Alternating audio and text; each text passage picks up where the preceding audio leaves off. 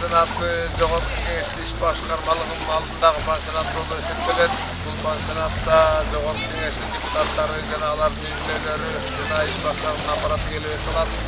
Жерде бир өзгөчөлүктөрү бир келгенде бир 700-800 адамды отургузуп тамак бергенге мүмкүнчүлүк бар. Конференц залдар иштейт. Биздин пансионаттын дагы бир өзгөчөлүгү бир адамга сентябрь айына 1400 сомдон жогору, ал эми июль-август айларына 1800 сомдон 2300 сомдон жогору болуп эсептелет. 3 маал тамагы менен ичинде бардык нерселер бар, телевизор бар, холодильниги бар, башкасы бар. Эмне адамга керек болот турган болсо, тушу жана ошолордун бардыгы бар. Ысык көл областынын Караой айылында жайгашкан.